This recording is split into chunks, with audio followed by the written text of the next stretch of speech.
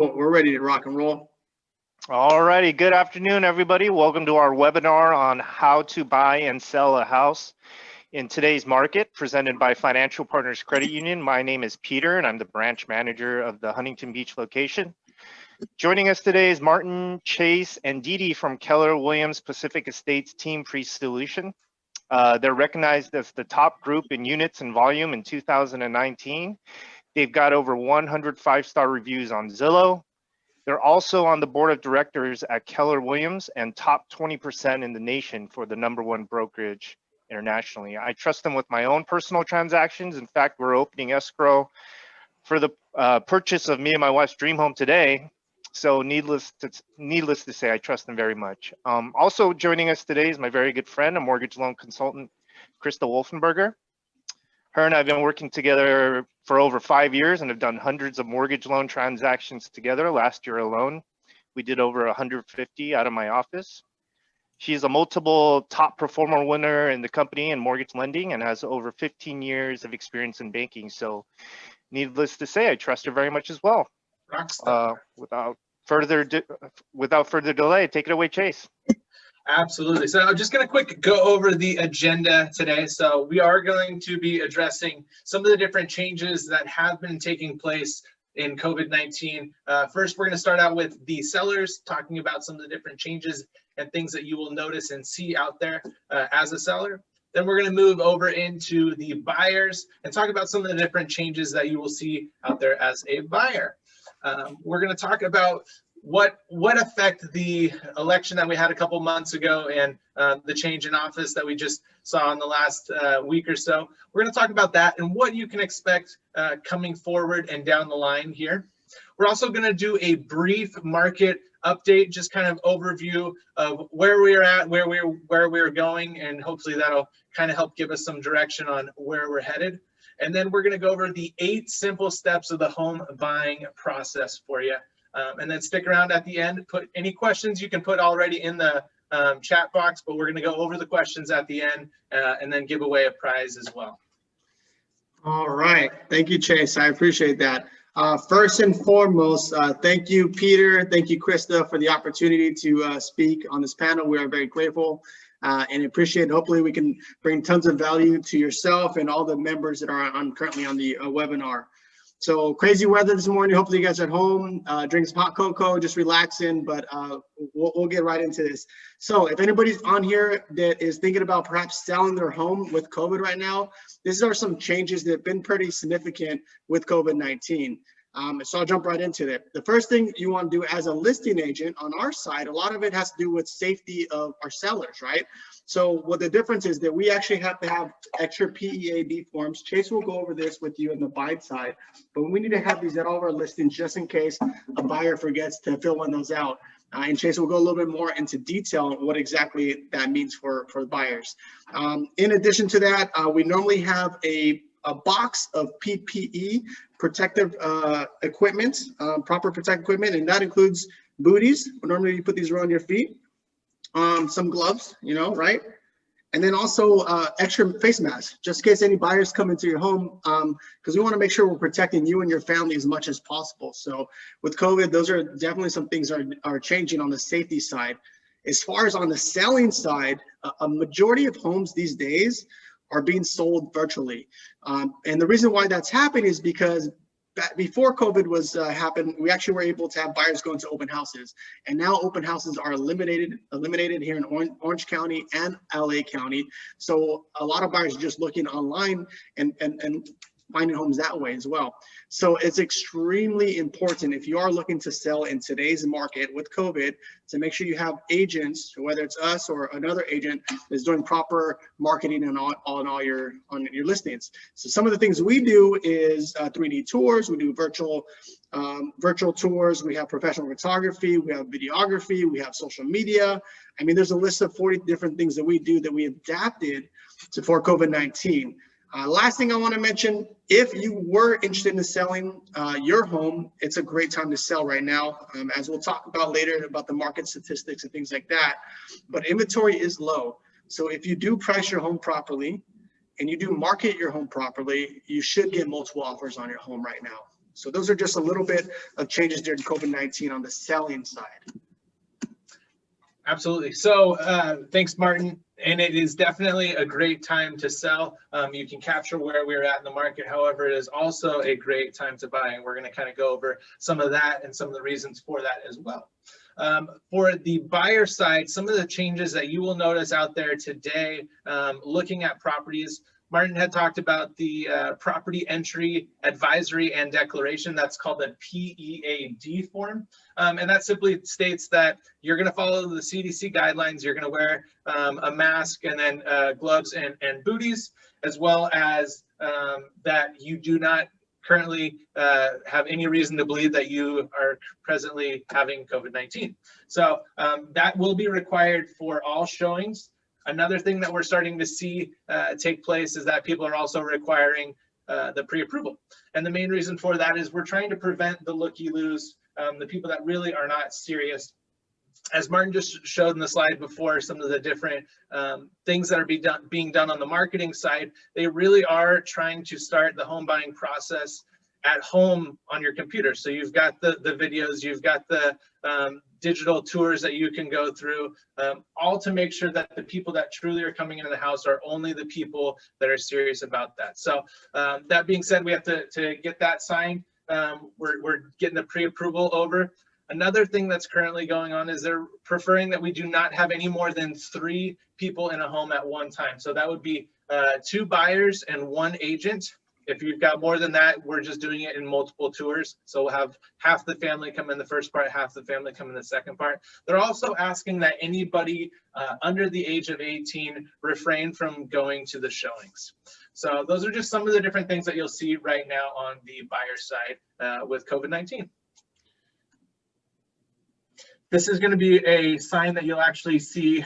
You should be seeing this at any home that you go to. It's either in the window or it's on the wall, different places. But this just kind of goes over the same things that we just discussed with face mask, making sure you've got those clean hands, properly social distancing, different things like that.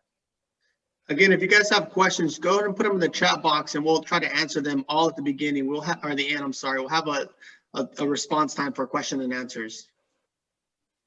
All right, now some of the changes to lending because of COVID are a couple of things. First, appraisals.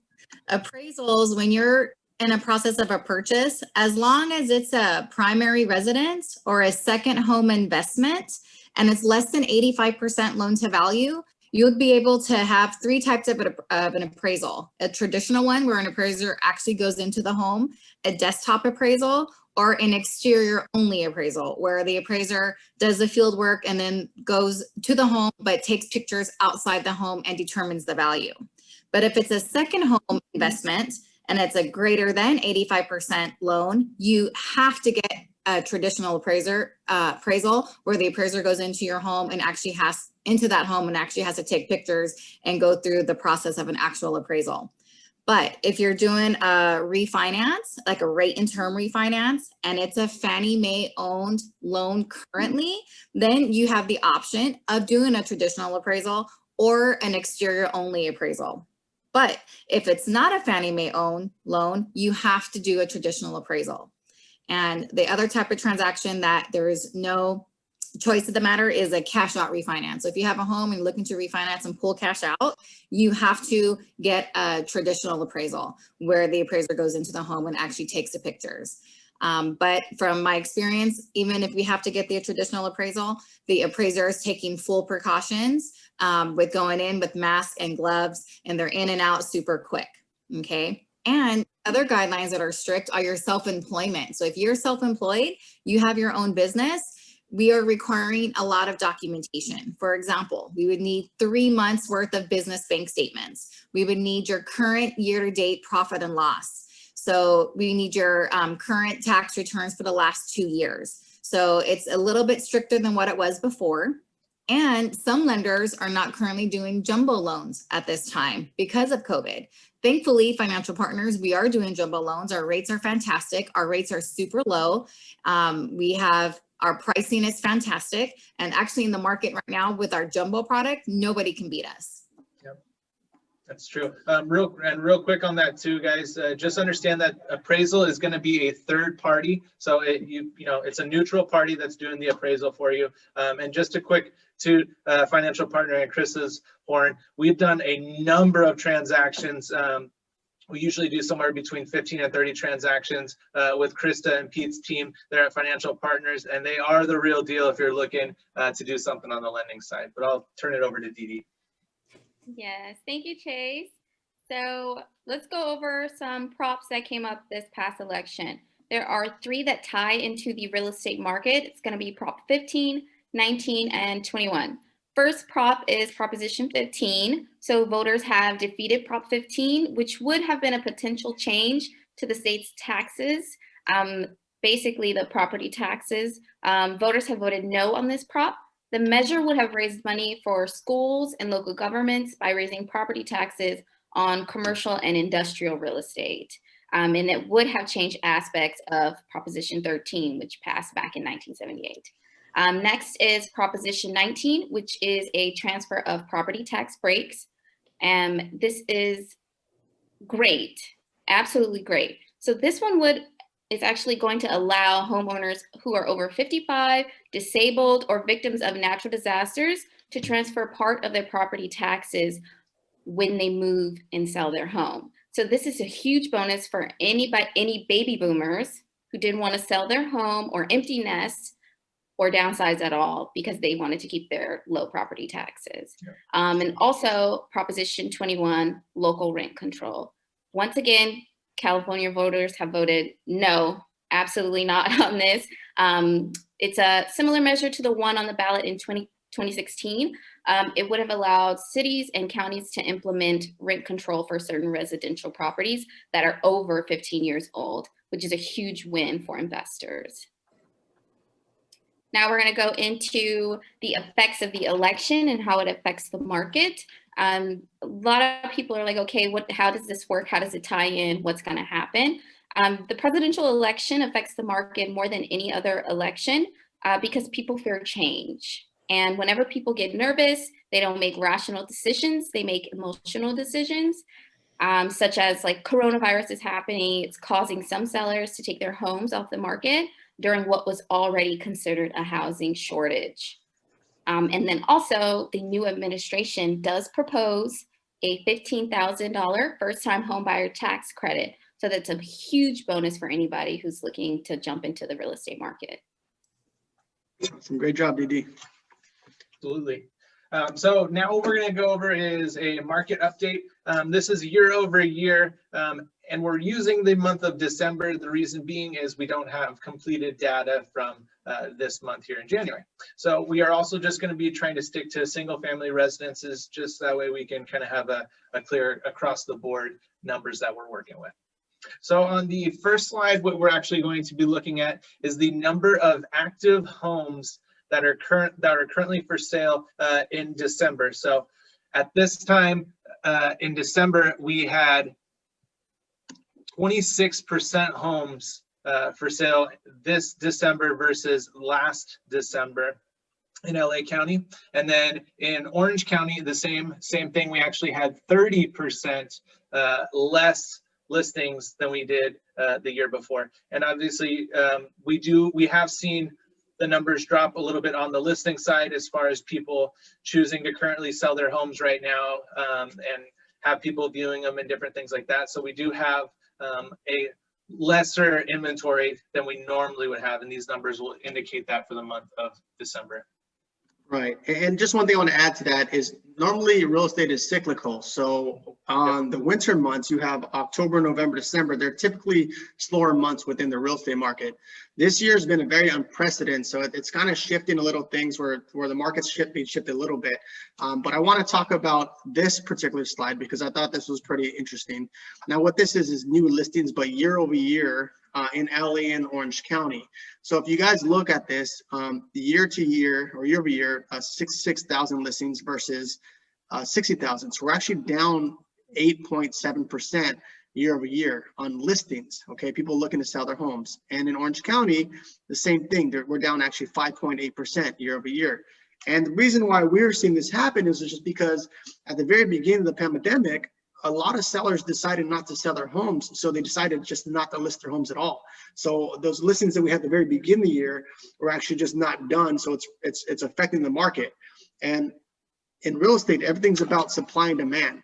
So when we look at supply and demand and what's going on with the market, we look at, actually this is not medium home prices, sorry, this is actually medium days on market. So what's happening is that we're seeing, because there's less inventory on the market right now, year over year, that days on market, which is when homes are listed and put for the public to sell, and when they're actually under contract, has been significantly decreased. So if you look over days on market compared to last year in LA County versus 23 days on market, now a home is only sitting on the market 11 days. That's a 52% less on the market because the supply is less than last year.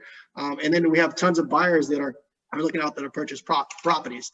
The same thing is happening actually in Orange County, except for this is actually a larger change. So you notice this was 30 days before, and now it's only 11 days. So that's a 62% decrease of how many days on market a property is currently being in Orange County, which is pretty crazy.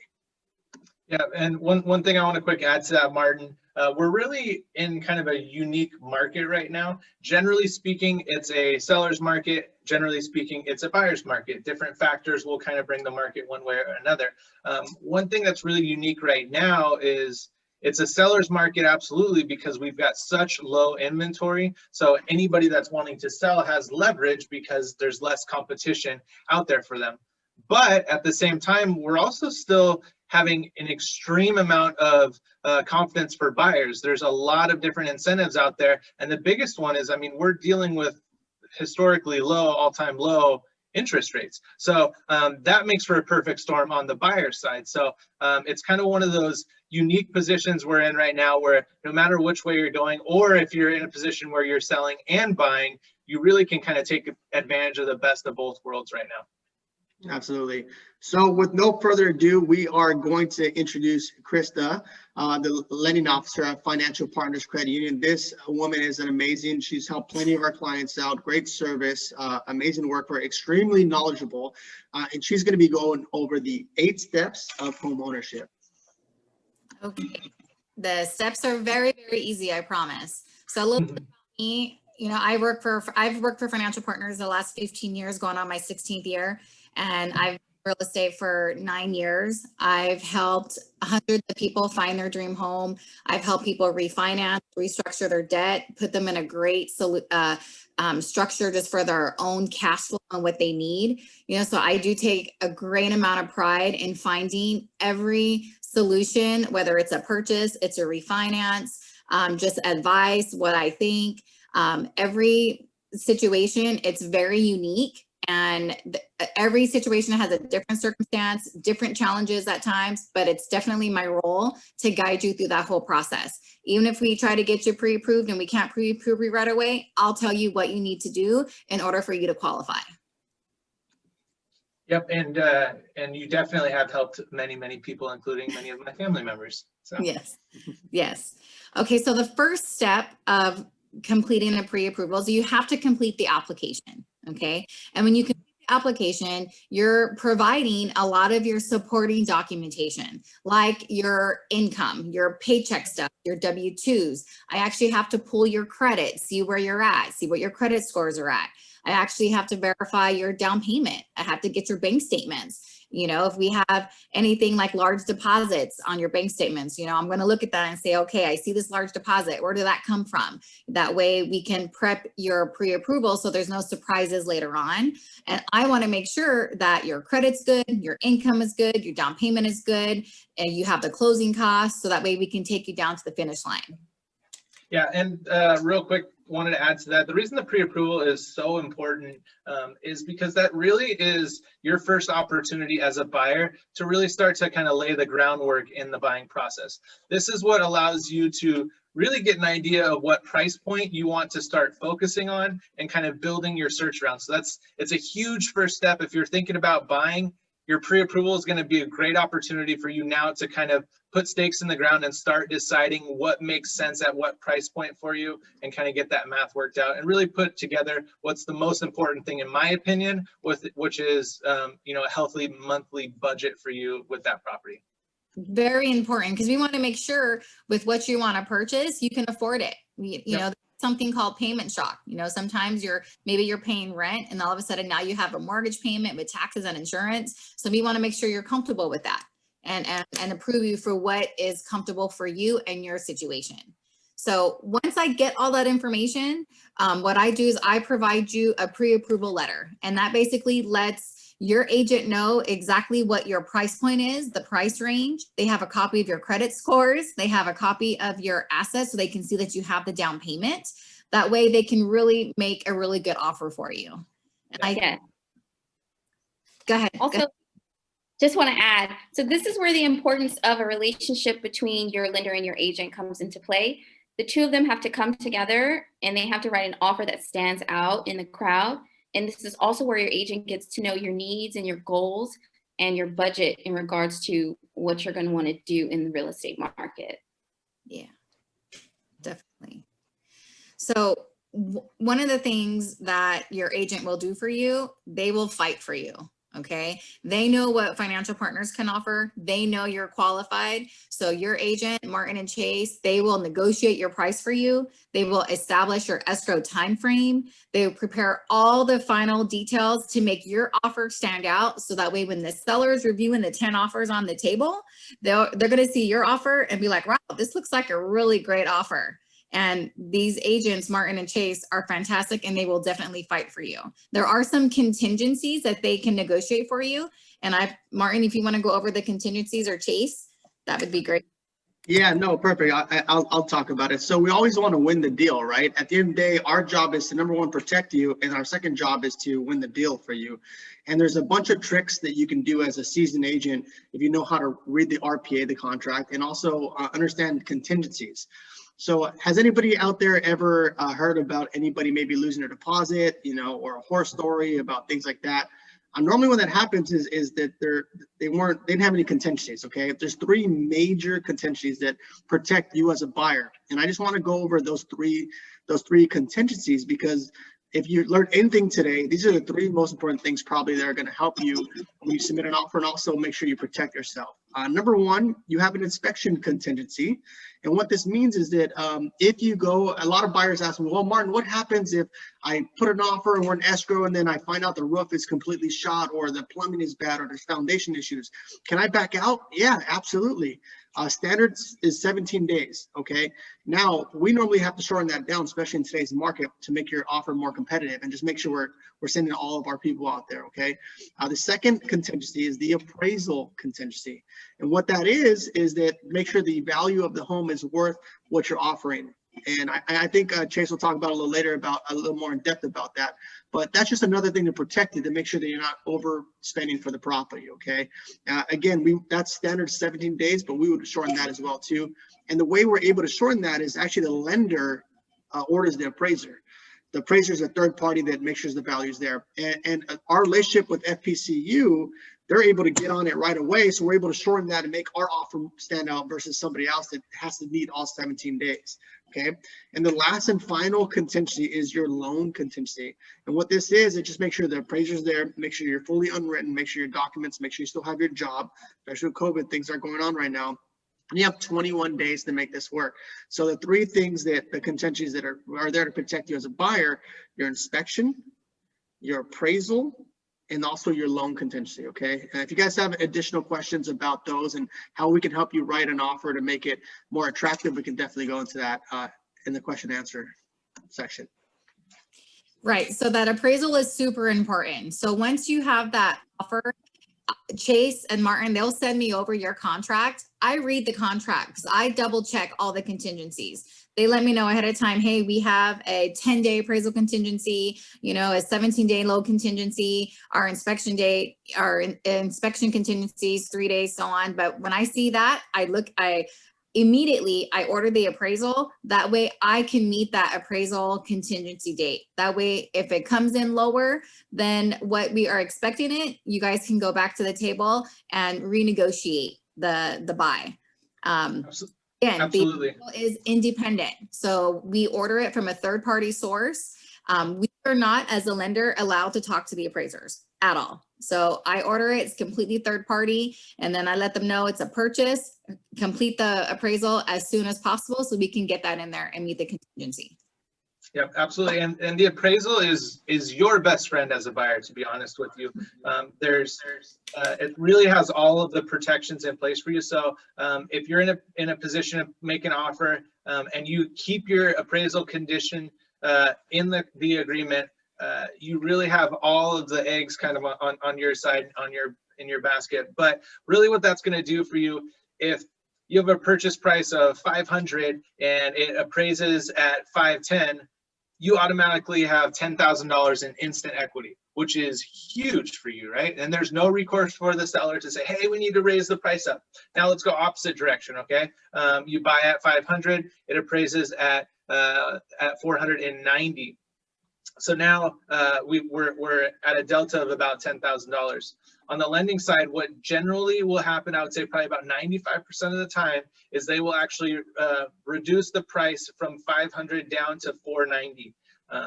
And then there is always a possibility of trying to negotiate too. If you try and work out something where it's like, hey, we're not going to pay the 490, but we are willing to go up a little tiny bit, and so we'll pay 493 or something along those lines. My very first home that I bought had multiple offers on it. It was listed at 290. I got an offer in at 325. After about 10 days, we had the appraisal come back and it appraised at 310. The price was automatically reduced to 310. However, there were many other offers between that. So it was kind of a cool way of still getting my house that I wanted. Like I said, appraisal protected me. So yeah. Yeah, I always recommend never not have an appraisal contingency because it can go both ways. Now, your next step with the whole process is homeowners insurance. So you have to obtain homeowners insurance for your home. And what's great about Financial Partners is that we automatically have our insurance, we have in-house insurance that can definitely give you a quote. It's super competitive. And with insurance, it has to be paid through escrow for 1 year upfront. Okay, and then if you have it impounded with your loan payment, then the lender, ourselves, we would pay it on a yearly basis for you. But anytime it's a purchase, you have to pay for 1 year upfront with homeowners insurance. You can either pay it once you get your quote, or we can add it to the escrow cost. Okay, and once you do, if you select another insurance company, what we need is that quote so we can do our necessary job to put Financial Partners as a loss payee on your declarations page, indicating that you are obtaining a loan from Financial Partners and we're the mortgagee on the loan. Yes, yes. This is also a great time to start looking into switching utilities. We don't want to hand over keys and then you guys don't have any electricity or water in the property.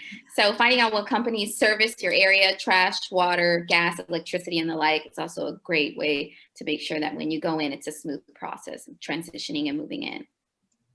Definitely.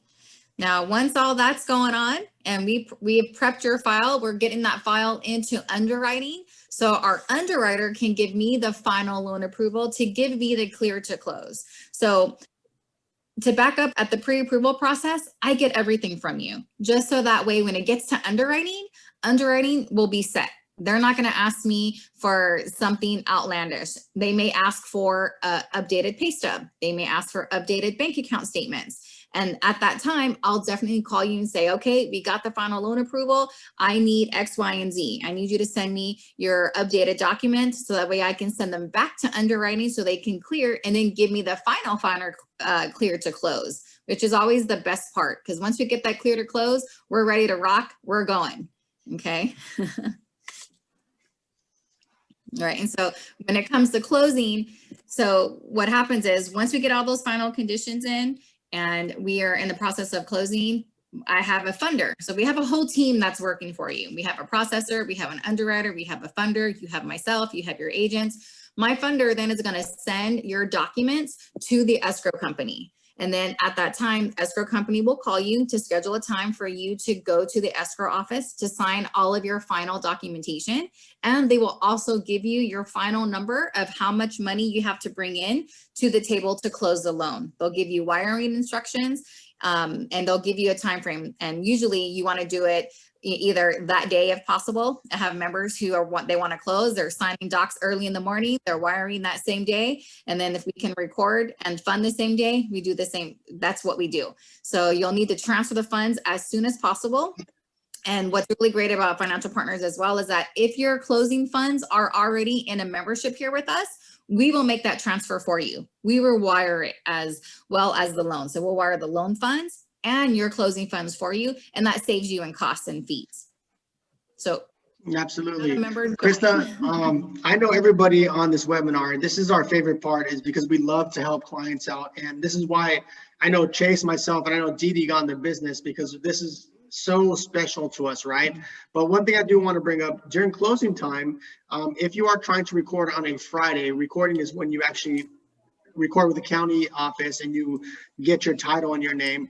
They are closed on Saturday and Sunday. So we need to make sure that we do record early enough. So then if you do have movers set up for Saturday and Sunday that weekend, we don't miss that date. So just the relationship again with the lender and the agent is so important in escrow. All three of us working together to make sure we hit our closing date so we don't accidentally miss our closing date.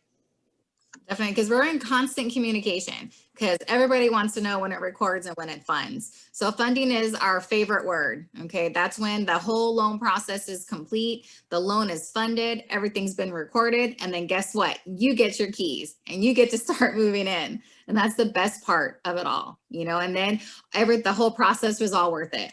Definitely all worth it for you, because you know, you're going to be in your dream home, you know, whether it's your first home or your second or third home. It's always a process, but it's the best part is to fund it and get those keys. Truly is. Mm-hmm. And another thing I cannot stress enough, financial partners, we've closed all of our purchases 100% on time. We've never missed a beat. We will always meet your close of escrow date. We've been in business over 80 years. We are a local credit union. We are not for profit. We have great rates. Our programs, you can do as low as 3% down. We also have a 15-day guaranteed ready to close. So if you have your contract and you said we're going to close in 15 days, we're going to close you in 15 days. Our pre-approvals are super easy, super quick for fast loan pre-approvals. And again, most important, it's the updates to you, the agent, escrow, all throughout the process. Communication. That's super key. And sometimes we communicate a bit much, but at least you're going to know exactly where you're at. That 15-day close, that's huge, because I mean, that's putting you in a position that's very comparable. You know, cash is usually, you know, around 10 days, 12 days, something like that. So, I mean, if you're competing against cash offers, I mean, this is going to get you about as close as you can get. And like I said, some of the most competitive rates that you're going to find out there in the industry. So Absolutely. The rates are fantastic right now. I mean, I highly recommend if you are thinking about purchasing, now is the time. Rates are amazing. You know, who knows when they're going to go back up. So if you're looking, you know, we are here to help you. Myself, Peter, Martin, Chase, Didi, we're all here to help you. If you have any questions, please reach out to us. If you have a question and put it in the chat box, we can either answer it now or we can take it offline. But it was a pleasure telling you guys all the easy steps, you know, to getting a pre-approval, and let me know. And I'm available even today. If you're looking to get pre-approved after the webinar is over, let me know and I will get you pre-approved. And with the rates being as low as they are, I mean, it's hard to lose right now. So. Mm-hmm. And that also goes for refinances. Just remember that, guys. So purchases or refinances. All right. So we already did an overview of the buyers in the market here and what you can expect. You've got low interest rates, so that's definitely driving the buyers out there. You've got low inventory, so that's definitely driving the sellers out there. So we look forward to being able to help you guys out and navigate through the COVID restrictions that are out there. We've stayed very active out there protecting all of our clients. We have not had a single horror story or anything yet related to COVID, and continue to plan and keep our clients protected out there. So we've been blessed through our relationships with our clients to be able to help them out. Along with that, we've been able to get some different awards and recognition out there. But for us, honestly, I think the thing that we enjoy the most is to be able to give back. These are some of the different charities that we've been fortunate enough to be able to work with and partner alongside. Absolutely. So, but there's more, right? There's So, more. so just everybody, or maybe you have some family members that couldn't make this webinar today and you think they'll benefit from our services. Financial partners are offering a $300 towards your closing costs, which is amazing on their end. So thank you guys so much for that. And as your realtors, we are offering, what is this, 10% back towards your closing costs as well too. So that's a big chunk. You're going to get $300 from Financial Partners Credit Union. In addition to that, we'll get 3% of our commission towards your closing costs. Oh, 10%. One misconception I have for buyers, at least, is that they have to pay commission, and that's not the way it works. Normally, the seller is the person paying the commission to the agent. Now, if you are looking to list and you saw the benefits of listing at the very beginning, we also offer you a discount on the listing side as well too, a percent off that, which is pretty significant as well too. So if you guys have any questions, I think Chase is gonna put a calendar link in the chat box, and you can set an appointment there. If you want your home value, we have a link for home values as well too. If you're looking to sell, no obligation, obviously. And we're just really here to provide you value and then answer any of your questions. Do you guys have anything else? I mean, we just go to question and answers. I tried my best to field most of the questions there. Some of them might require kind of like a private consultation. I see your question here, Brian. What are some number scenarios for a single male who would need to put a down payment for the medium home price in Orange County? Maybe that would be better offline. If you'd like, Brian, I left my cell phone number and my email there. Feel free to reach out anytime and I'll give you a free consultation. Anything to add to that, Krista? What do you think? Yeah, it's always best for that Yeah. is to get pre-approved.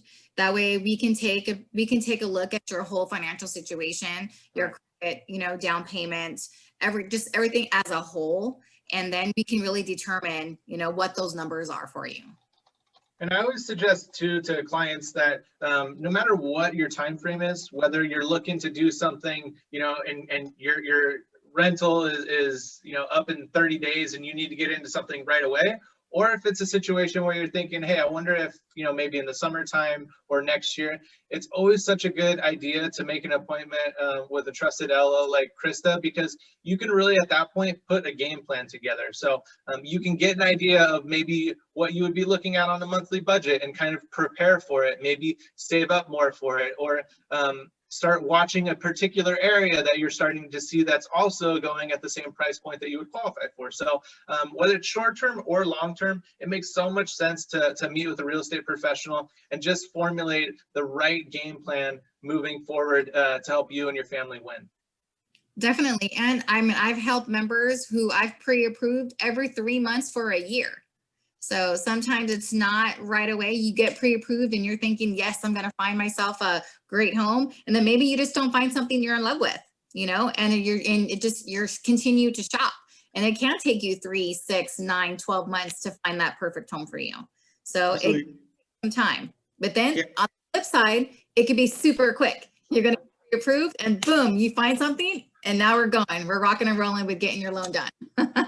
So that's a question we get a lot. How long does a pre-approval last for? Krista said every 3 months. It's good for 90 days.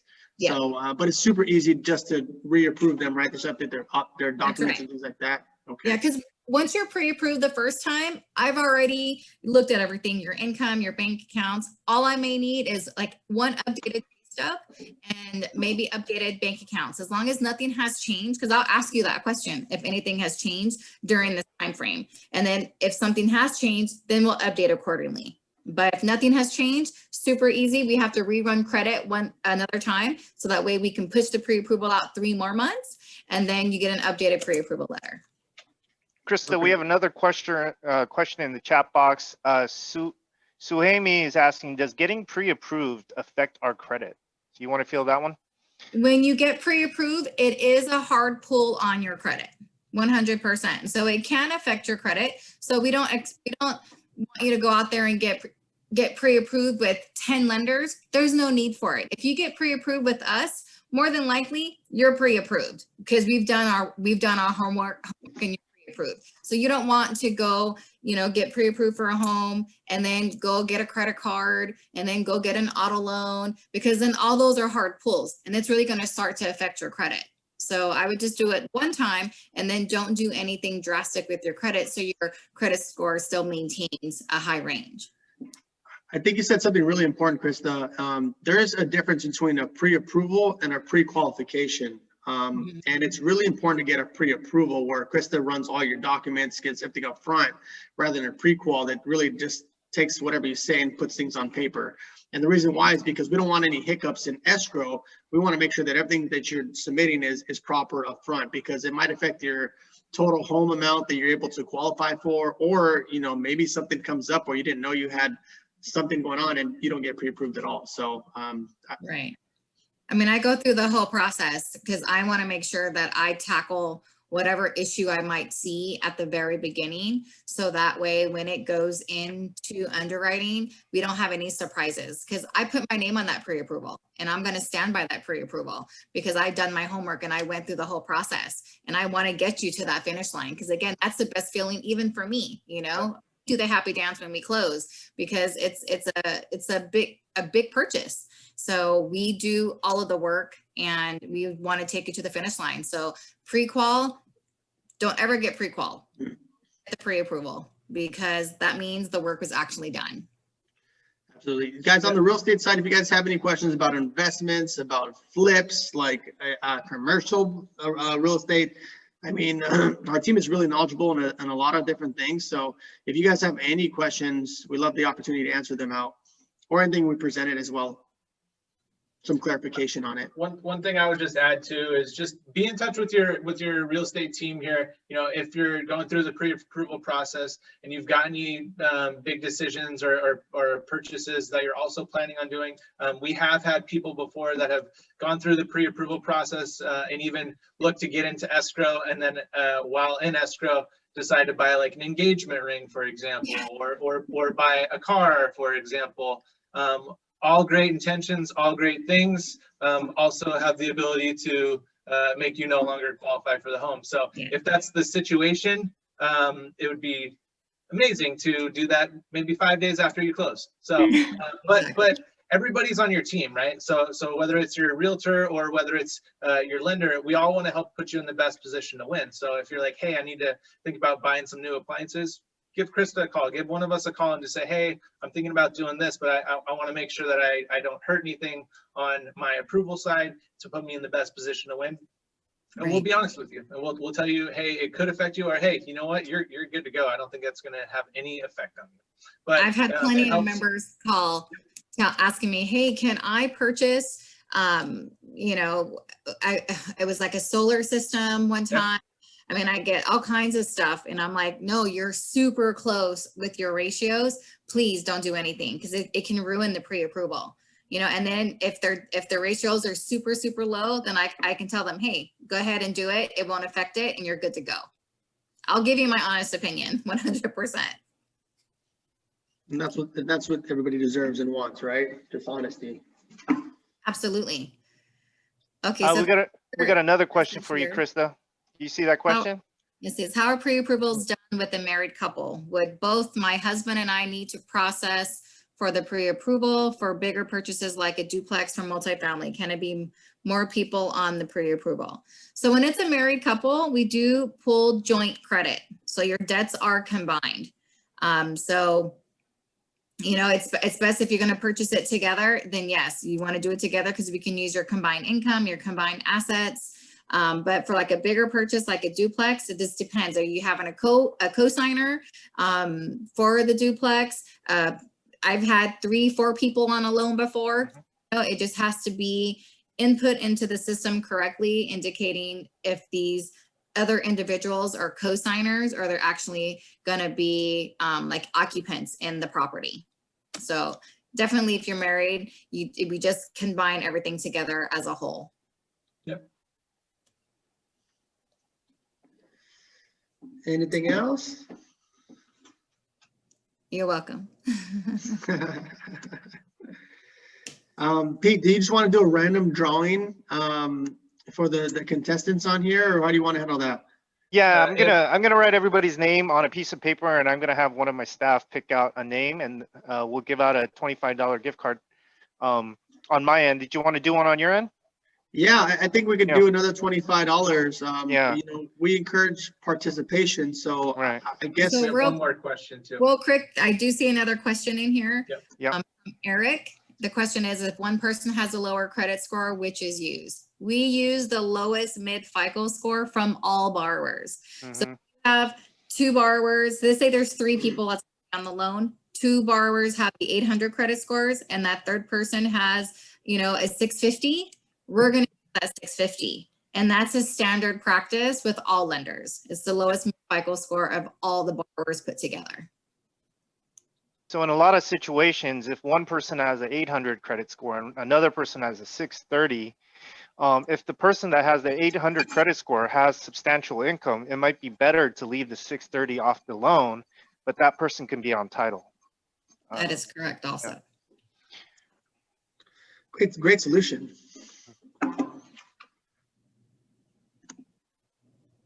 All righty. Well, thank you for everybody. Thank you for joining us today in our webinar. Here's the contact info for Martin and Chase is here. Thank you, Martin, Chase, and Didi for joining us today, and everybody that participated. If you do have questions on the lending side, I left my contact information in the chat there. My number is 562-282-2496, and you can reach out to me via email as well, pchong, PCHONG @fpcu.org. And Krista, you want to give your contact info as well? Yeah, so my email is my first name, Krista. So it's spelled CHRISTAW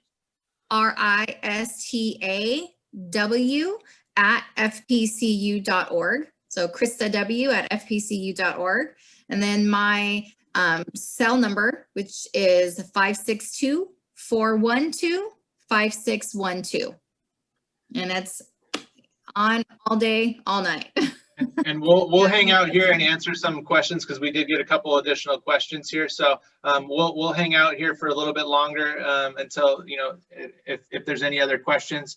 I think Pete already addressed the fact that we don't have the USDA loans on the lender side.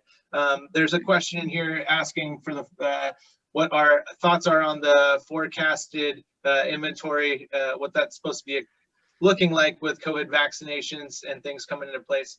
So realistically, I see that really affecting both sides equally. I'm not expecting it to change anything other than making things more busy on both sides. So I think that you will see, we're already starting to see a little tiny bit of an uptick on the listing side. So we are seeing more properties hit the market, but we're also seeing more buyers hit the market. So I think that we're seeing both things as the vaccinations are coming out, as people are maybe not as fearful of COVID.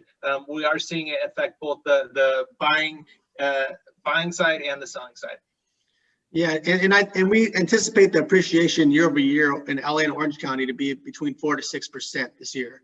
So home values will still continue to go up, and I think sellers are going to be more likely to list their homes because we are seeing a little bit increase in listings as well too in the market.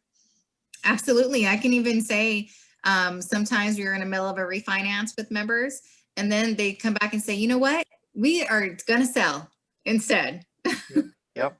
You My know, that neighbor- has happened a few times this last The year. short for sure. answer is we expect with vaccinations, how that's going to affect the real estate market is we expect it to get even busier because that's going to put more people in the market. You've definitely had people who have been reassessing if their home is currently the right size for them and their family over the last year and being stuck at home as much as they have.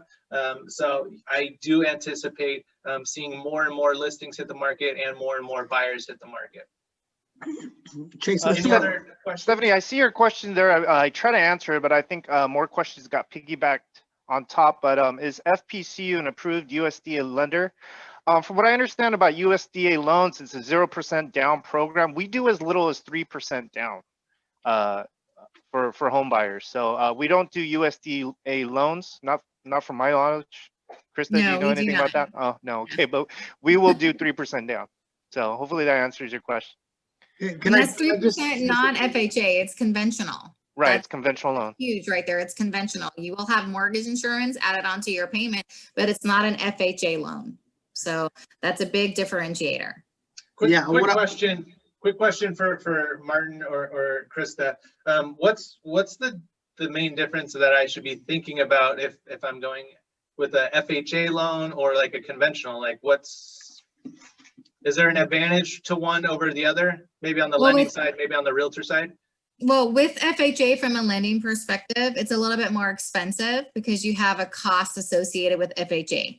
That's the first thing. And second thing is in order to get out of an FHA loan, you have to refinance. So let's say when you purchase the home, maybe you're a little credit challenged at that time, so you had to go FHA. But if something were to happen and you did not improve that situation, you won't ever be able to get out of the FHA loan until you refinance. So FHA, you know, it's good. It has low down payment. It's 3.5%, but our conventional, it's a conventional loan. It's 3%. So it's still less money down and you're in a conventional loan. And, you know, at some point, once the value reaches that 22% equity, you can always request to have an appraisal done. Or you could refinance, either or. But if you have request the appraisal to be done and the value is there, then we can remove the mortgage insurance. I'd like to add to that on You have to refinance. Yeah, on the real estate side, now we do a lot of listings too. We represent sellers and buyers, right?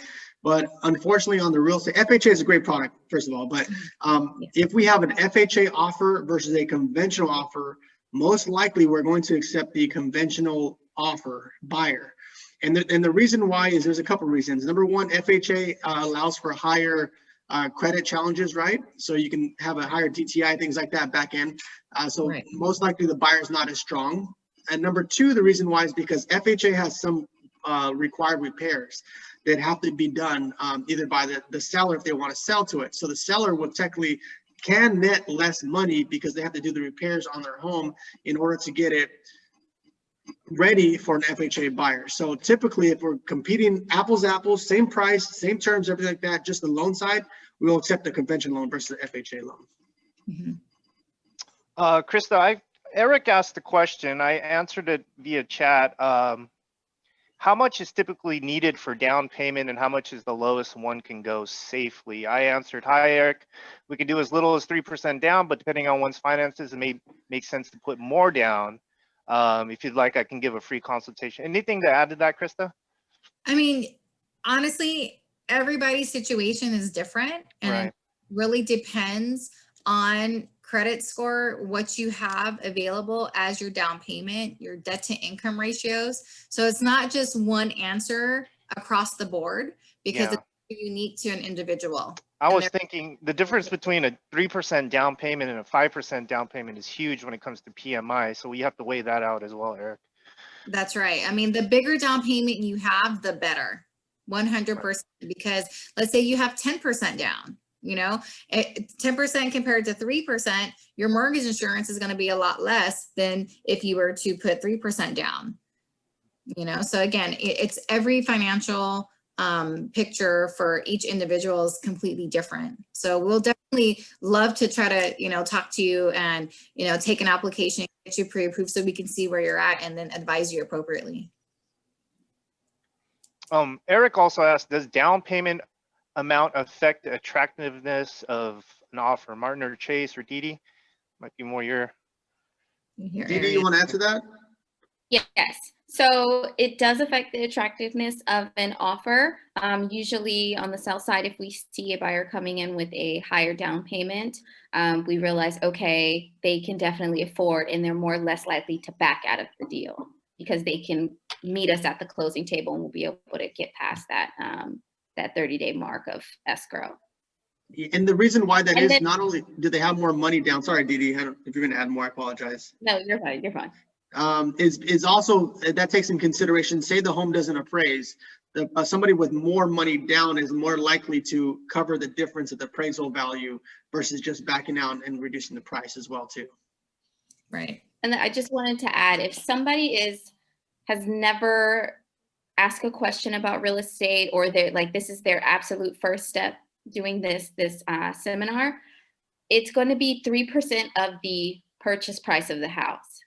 Because I know before I got into the field, I was like, okay, 3%, what is 3%? 3%, like, I don't know what that amount is. Yeah. It's going to be 3% of the purchase price of the house. So you're going to take the number that you're aiming for. Let's say it's 450,000, 500,000. You'll do 3% of that, the cost of that house. And that gives you an idea. Plus your closing costs. Right. Yeah. It's Yeah. 3% down of their purchase price plus your closing costs. And closing costs usually run about, 1%, 1.5% of your purchase price, your escrow cost. So you also have to have that in the bank as well. Right. And we'll help you a little bit out with that. Again, as realtors, we'll give you some of our commission, and then Krista's willing to give you $300. So that'll help a little bit with your closing costs. Mhm. Yes, yes. Any other questions that we could answer? Otherwise, we'll look to probably wrap things up here in about 2 minutes if we don't have any other further questions. Oh, Chase, I wanted to do the raffle on our end because I don't think we've done that yet. So Yeah. for us, the first person that can enter the chat box, We need the whole answer. 2 of the 3 contingencies that I spoke about. I don't need all 3 of them. I just need 2 of the 3 contingencies that we spoke about that I said that were extremely important as a buyer. The first person that can answer that in the chat box will win $25 Amazon gift card. Oh, Ooh, Stephanie got it. Stephanie. Inspection and loan. Wow, that was quick. Stephanie. Wow. All Stephanie, right. drop your, please drop your information or your email address in there as well, and we'll make sure to get that over to you. Yep.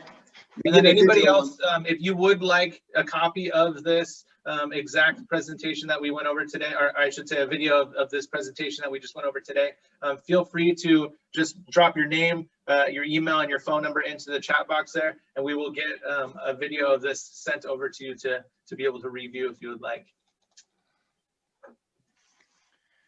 All righty. Thank you, everybody, for joining us once again. Thanks again to Martin, Chase, and Didi from Keller Williams PRESolutions. Krista, thank you for joining us today. Again, you can reach out to us anytime if you have any questions. And otherwise, have a nice weekend. Bye, guys. Bye, Bye, guys. everyone.